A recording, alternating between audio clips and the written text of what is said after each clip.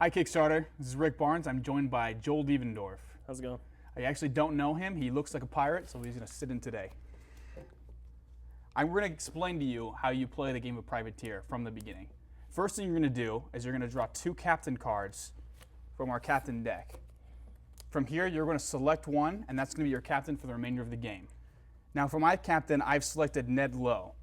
He starts with 1 crew, and his special ability is whenever I sail into a new port, I get to look at all the relics currently in play, and I get to take one, and I now control it. So I get to steal a relic from another player. Relics have strong benefits, and they're found in the bounty card deck. We'll get more into that later. For my captain, I've selected Anne Bonny. She has 1 to her sail score, and her special ability is she may ignore movement penalties when sailing into the wind. So whenever she's sailing against the wind, everybody else would move half speed. Anne Bonny moves full speed. We'll get more into that as well later. I think it's also important to note that all of our captains are based off of historical captains, which would have been sailing the waters at this time. Next thing we're going to do is we're going to place all of our port cards in their starting positions. And this is going to show us the prices at the ports across the map. It'd be much more helpful if I can actually do this well.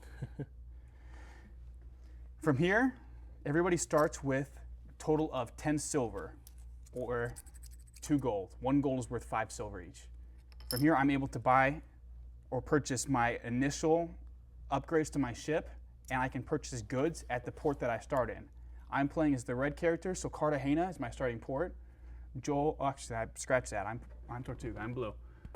So I'm looking at Tortuga up top. So my starting position, I can buy paprika for 1 silver, which is basically a good investment anywhere you are, because 1 will be the lowest you'll ever see a good sell for, and 5 will usually be the highest.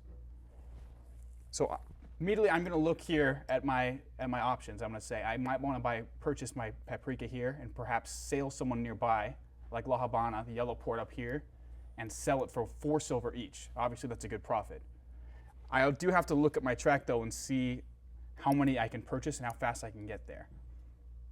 So I'm going to say for my initial starting positions, I might spend 2 silver to move my sails up 1 so I can get there faster. Put my 5 in, get 3 back. And I'll also upgrade my hold 1. So from there, I'm going to spend another 2 silver. That leaves me with 6 silver left. I can hold a total cargo of 4 right now, so why don't I just buy my 4 paprika? 1, 2, 3, 4. I don't have to show these. Once I purchase them, they can go face down. Anybody's paying attention, they'll know what I have though. I now have 2 silver remaining. And you know what, why not? I'll just spend my last 2 silver because I'd like to upgrade my cannons in case I meet Joel or some other pirate out in the seas. I don't want to lose any of my goods. All right, I've purchased my beginning upgrades, and I'll now defer to Joel for his turn. So for my turn, Cartagena doesn't really have any goods selling for super cheap. So what I'm going to do is I'm actually going to spend all of my money just in upgrades. So what I'm going to do is upgrade each one of my crew tracks by 1. So first, that's the sails would move to 5 sails or 2 infamy, which is a total of 4. And then I'm going to do, just do it out 1 in crew. That's 4. So, okay. And then I'm going to do 1 to my crew score, which is an extra 2 silver. So I'll give him 4 back from his 5. And then I'll do another 1 to my cannon score, which is another 2 silver, and 1 to my hold, which is another 2 silver. Fair enough. So leaves you with 1. no, I didn't have. I had 10. It's a total of 10. Okay, there you go. Now, before we actually begin play, we're going to tally up our total point scores and move our pieces here on the infamy track. I have 4 points. I'll move up appropriately. Joel spent more money on upgrades than I have, so he's going to have 5 points. And from here, gameplay begins. I'm going to move first. So no movement is rolled. You're just going to move a straight number, whatever is put here on my score. I'm moving 4 spaces. And I think when I was looking, I really liked how the prices looked in La Habana, so I'll start moving that direction. Cardinal directions only, no diagonal moves. So 1, 2, 3, and 4. I made this game. I don't even know how to play my own game. First thing I'm going to do is I'm going to draw a card from my bounty card deck. From here, you're going to get one of two things. You're going to either get a relic card, which is placed in front of you, and you control for the remainder of the game, or you're going to get a fortune card, which has a global effect for that round. I drew a relic card. This is a map fragment. Map fragment is a very interesting card because it gains in strength as the game goes on. A map fragment by itself is worth 1 infamy point, so I'll move up. If I can manage to collect more fragments of the map, I'll get more infamy. If I get 2 map fragments, then each of my map fragments is worth 2 points, putting me at 4 bonus infamy. If I were able to get 3 map fragments, that's a 9 bonus infamy. At a bonus infamy that strong, it's pretty hard to lose the game. So technically, Joel would not allow me to probably collect that many, or he'd do whatever he can to stop me. That's right. Now I'm going to move. So 1, 2, 3, and 4. And now Joel's going to remember to draw his bounty card before he moves. That's right. So I also got a map fragment. Currently, we each have a map fragment. So now we're going to try to jockey for position and who gets the other person's map fragment. I also think it's important to note there are only 3 map fragments in the deck, so this is very abnormal for us to get 2 in a row like this. Most likely we didn't shuffle the deck very well, so why don't we do that now? All right, my turn. We shuffle the deck. Let's see what I can get here. Favorite win, something new. So this is a fortune card. Now this is not a relic, doesn't go to me, but I do what it says. Favorite wind is the most common card in the deck and also one of the most powerful. This allows me to change the direction the wind is currently moving. So I'm going to change the wind to point to the west because that's the direction I'm moving. Now any moves I make towards the west, I'm going to go twice as fast. Conversely, anybody moving directly opposite the direction the wind is going, in this case east, is going to go basically half as fast as they normally would. North and south are unaffected. So with my 4 move, I'm now going to start double moving this way. So I'm going to say 1, 2, 3, and 4. You notice there was a merchant ship here I passed. Going over it I don't have to fight him. I can pass him by if I like to. So now it's Joel's turn. So I got another relic card. This one is the Royal Tiara. It's basically just add 2 to my infamy score. So he's moving up the track here. So for my movement, I'm actually going to hit this merchant ship because I have no goods, so I want to start obtaining goods. So I'm going to roll all 3 dice. So the 2 black ones are the merchant ship, and the white one is mine, which I add to my total cannon score.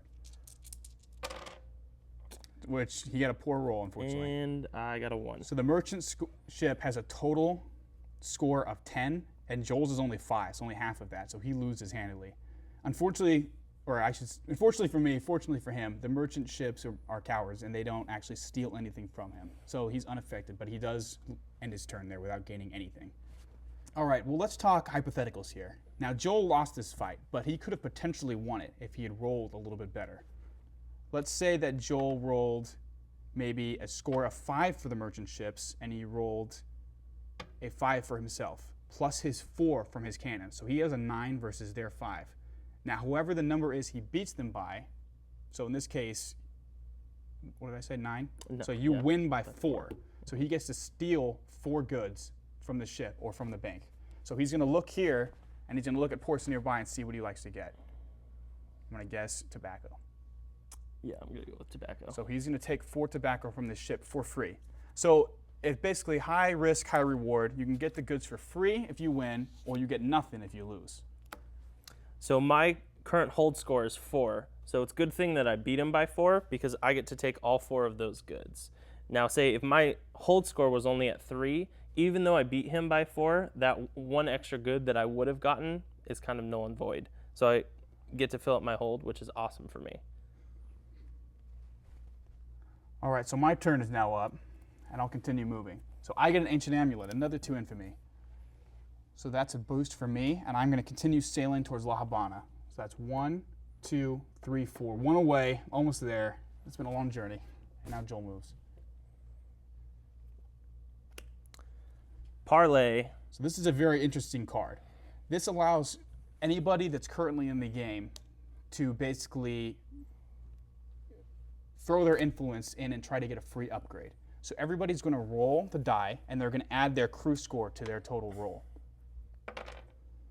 Now, we both have a 1 for crew, and I rolled higher than him. So I'm getting a free upgrade to any but my highest track.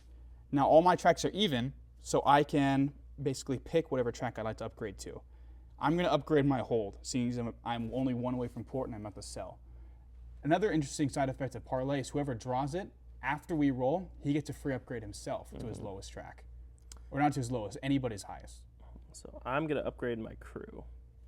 Now, crew is the track we just used to see who had the higher roll during that parlay. So you'll notice crew always affects how effective bounty cards will be for you.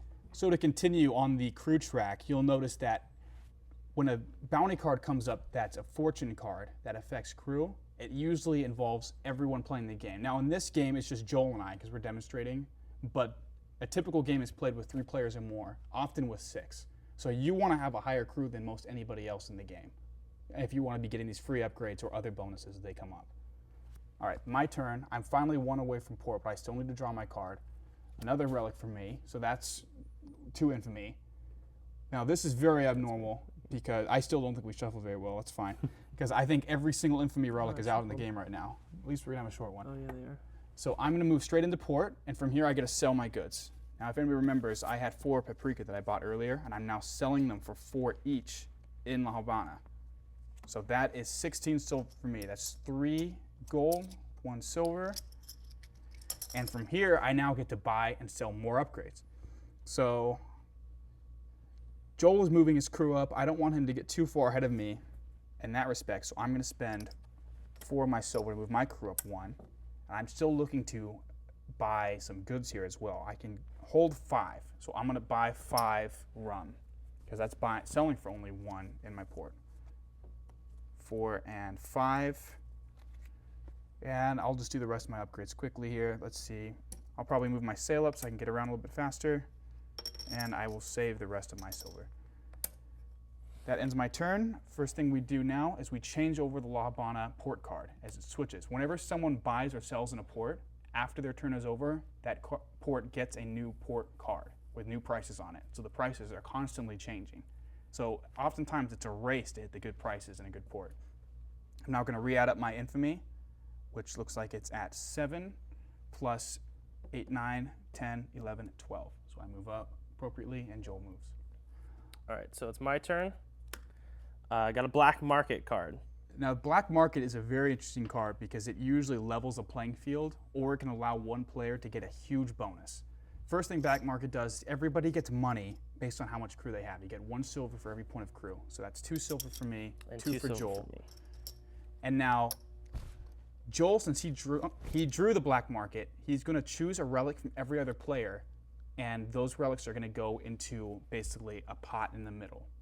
Now, since it's only the 2 of us playing, we're just going to pretend there's other players involved. We'll just say, why not? We'll put all 3 of my relics in. That's fine. We'll just put all 3 of mine in. Okay. Now, Joel's going to reveal these one at a time, and we're going to bid on them secretly, based on however much money we already had stashed up.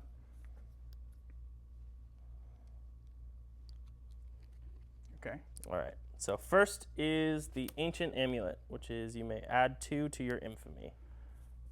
So we all want to basically purchase this for as cheap as possible. So I'm going to put a blind bid in, and however much I bid goes in the bank, win or lose. Joel, same thing. So I'm going to reveal at the same time as him, in my hand, however much money I want to bid on this particular relic. So 1, 2, 3. I bid 2, I beat his 1, so I gain the Ancient Amulet. The important thing to note is even though I bid 1 and I was beat by his 2, I lose that money. I don't get it back. So you want to beat everybody, but you want to beat them by 1 in a perfect world. Now, say we tie. Let's just say, okay, I bid 1, you bid 1 on the next item. Okay. So the next item is the map fragment. I don't want to do that one. Oh, whatever. Okay, do this. So sacred icons. We both bid 1. We tie. Now it's a roll-off between the 2 of us, or anybody else you may have tied playing the game. So I roll and he rolls. We both add our crew to this roll. We tie, so we roll again. Tie and roll again. This is weird. Okay, finally I win. So I get a total of 7 versus his 4. We both add our crew to that number. I get it. The money still goes in the bank.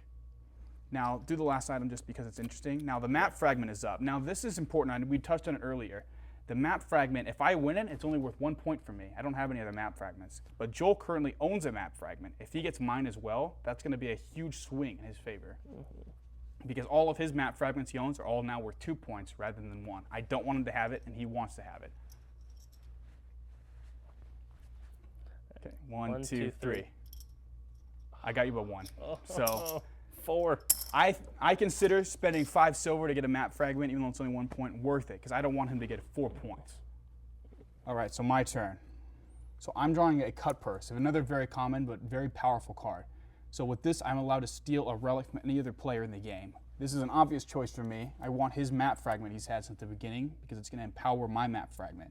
So I'm going to move up 3, and Joel will move down 1, because his map fragment he no longer controls.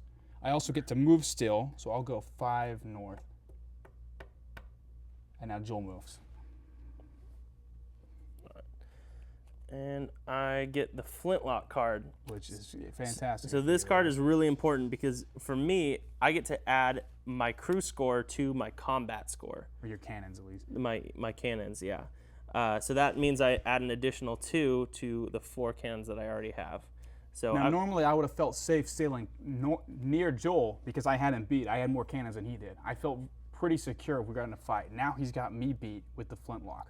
So I would assume he'd attack me. Yep. So I'm going to go up to him and double speed with the wind. So I'm going to start to hit him. Combat. All right. You simply roll a die. You add your total cannons to that. So I get a total of 7 because I'm adding 5 from my cannon. And I get a total of 7 as well because I have 4 from my cannons as well as the 2 from my crew. So we re-roll.